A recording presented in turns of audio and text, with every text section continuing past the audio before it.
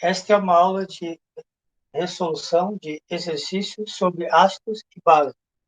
Meu nome é Gilberto Matias de Almeida, aluno da sexta fase do Instituto Federal, do curso de licenciatura em Química. Então, vamos apresentar alguns exercícios explicando o seu desenvolvimento.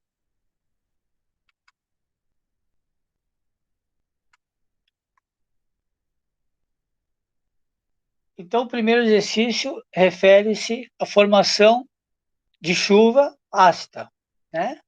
Então, isso aqui é uma questão do Enem de 2009, que pede, né, para colocar por que o ácido carbônico, né, ele é tão prejudicial ao meio ambiente, ou por que não é.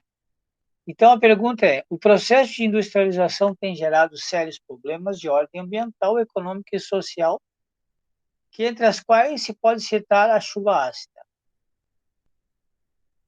Os ácidos usualmente presentes em maiores proporções nas águas da chuva são o ácido carbônico, formado pela reação do CO2 atmosférico com a água.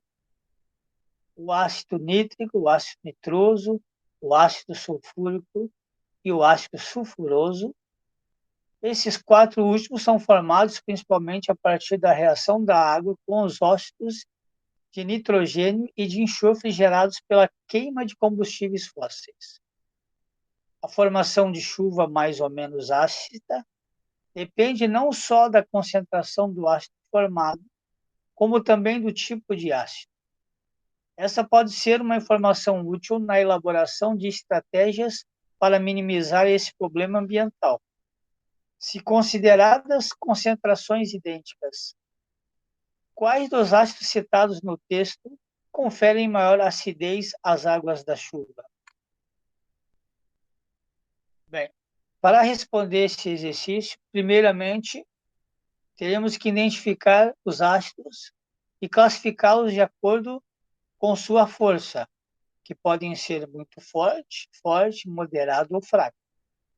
Então, fazendo essa análise, vamos ver que o ácido nítrico ele é forte, que o ácido nitroso é moderado e que o ácido sulfúrico é forte e que o ácido sulfuroso é moderado. Mas quando chega no ácido carbônico, pela regra, ele deveria ser um ácido moderado. Mas, neste caso, ele é um ácido fraco. E a explicação para isso é porque o ácido carbônico, né, ele é um ácido, né, considerado instável.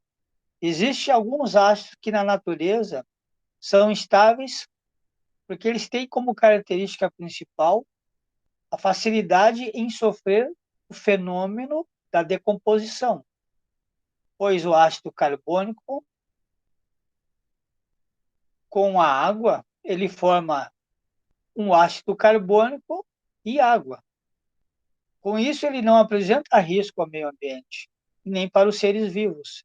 E ele é muito utilizado na indústria, principalmente de refrigerantes, de água gaseificadas, né? E por aí vai. No segundo exercício, apresentamos uma tabela com nomes de ácidos ou com fórmulas para que o aluno complete ou o nome ou a fórmula, né?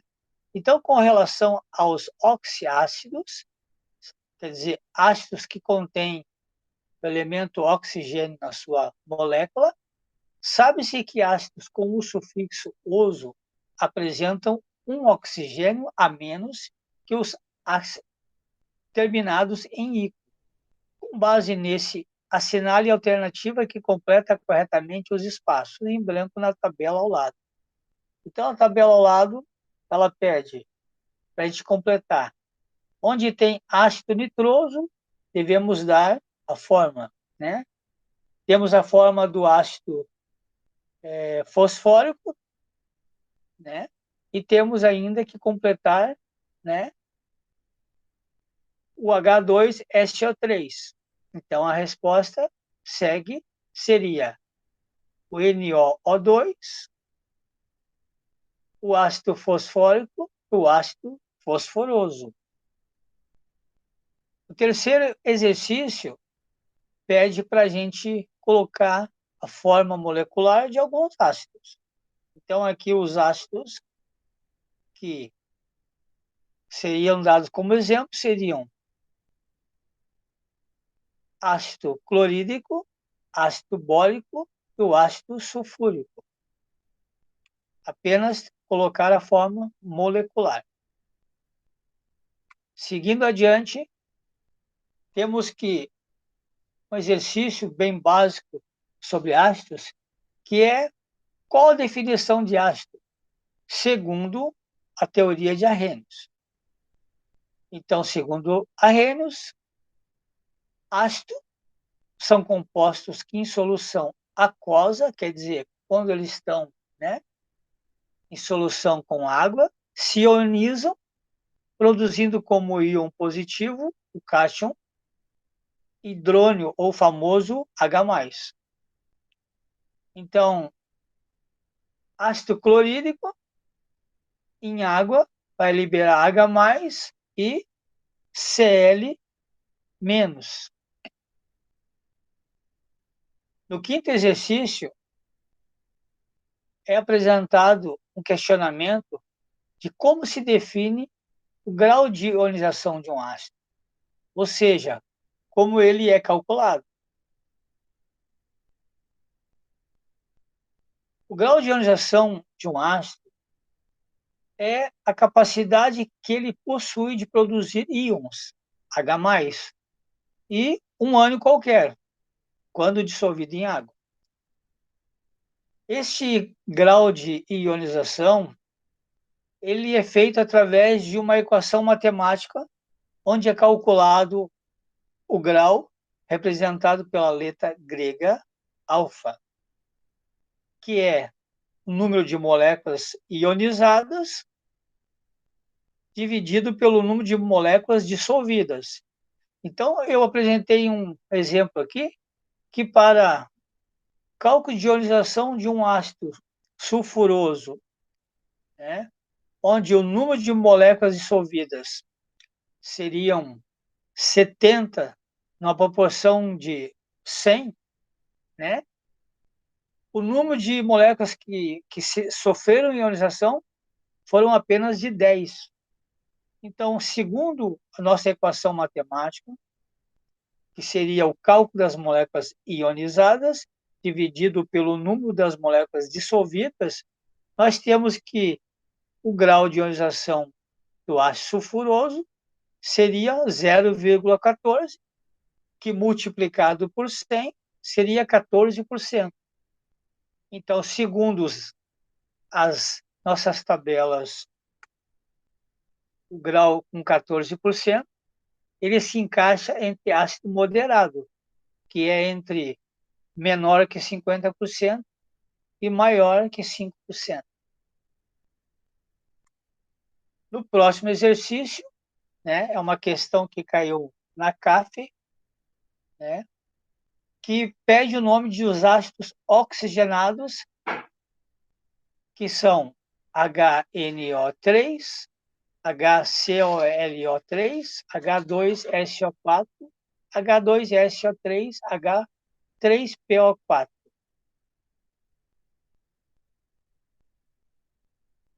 A resposta dessa questão seria nitroso, HNO3, seria ácido nitroso. HSLO3 seria ácido clórico. H2SO4, ácido sulfúrico. H2SO3, ácido sulfuroso. E o H3PO4, ácido fosfórico.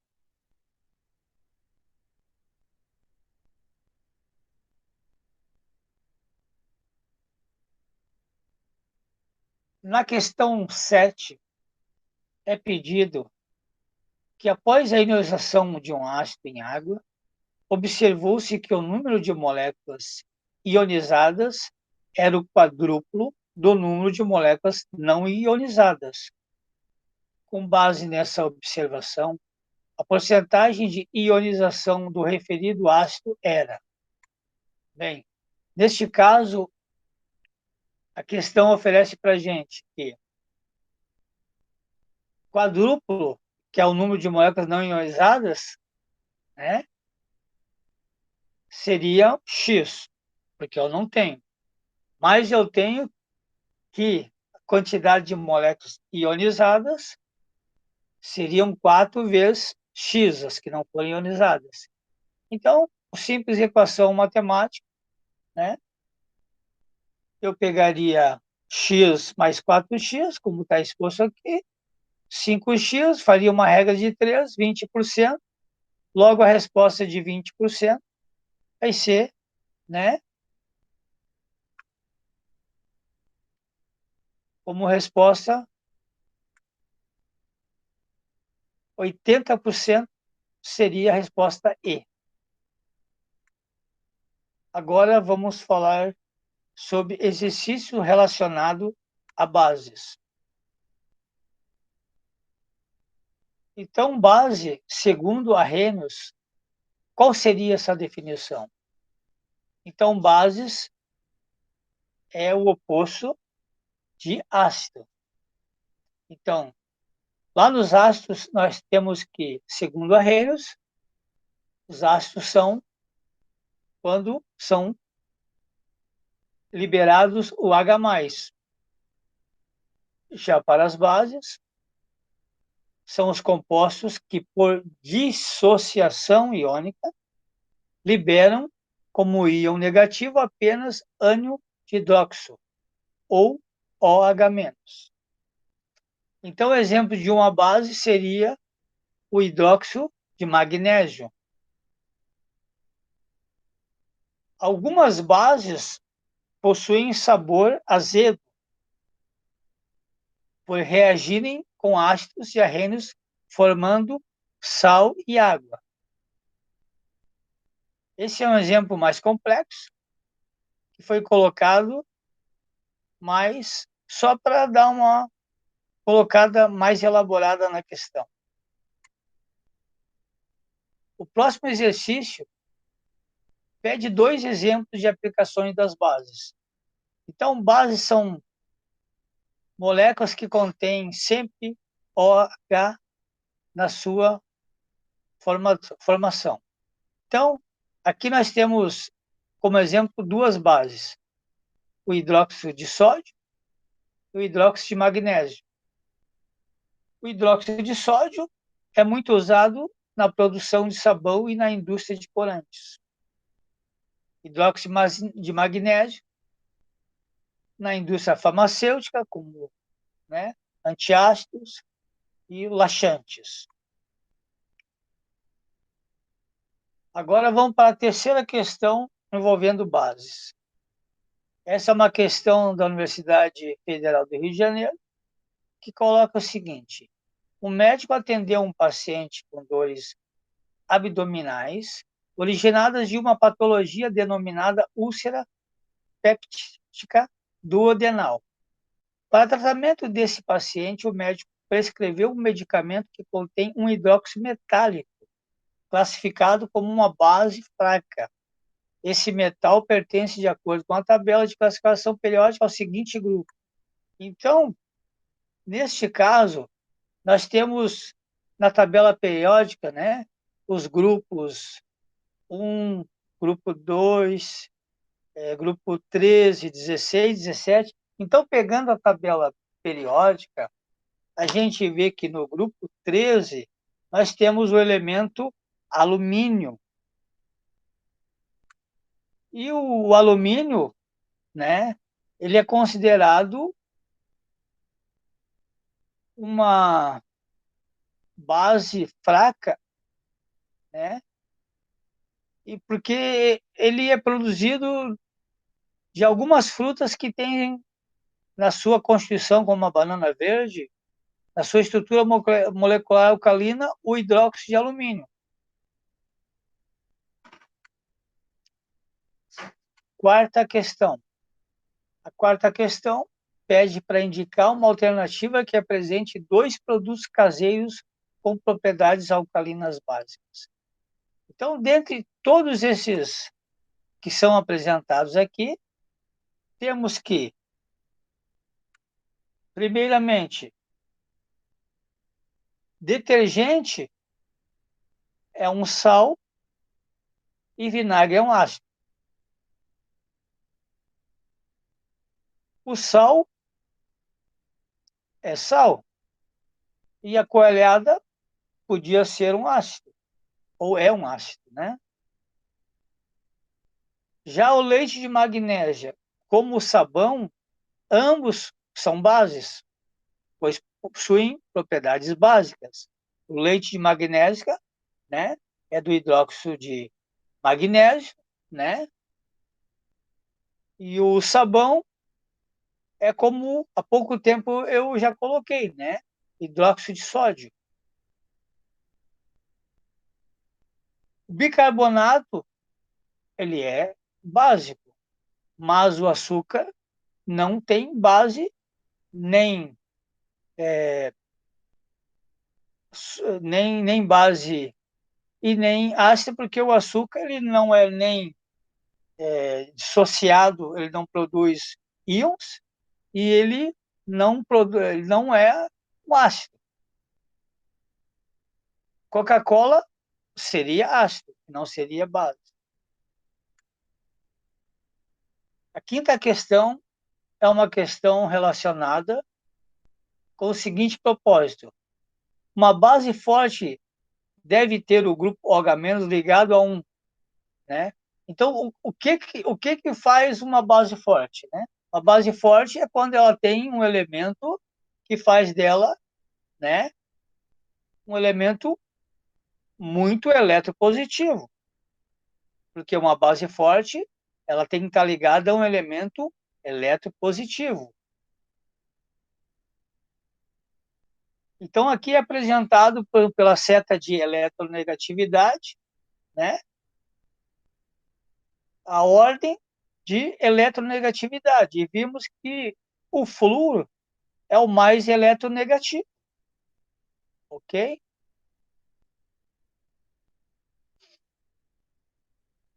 Na questão 7, diz assim: o sabor adstringente é o que percebemos quando comemos uma banana verde.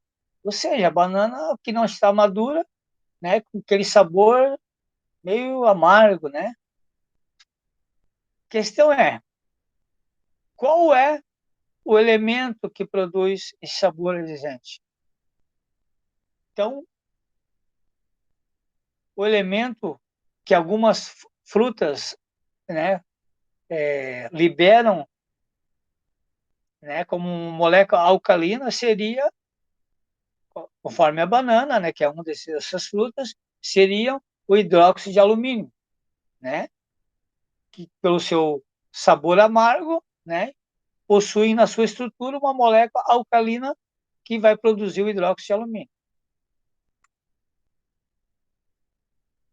Na sexta questão, coloco uma pergunta que consiste no seguinte: para combater a acidez estomacal causada pelo excesso de ácido clorídrico, costuma-se ingerir um antiácido. Então, aqui é apresentado algumas substâncias e quais dessas substâncias seria a alternativa correta.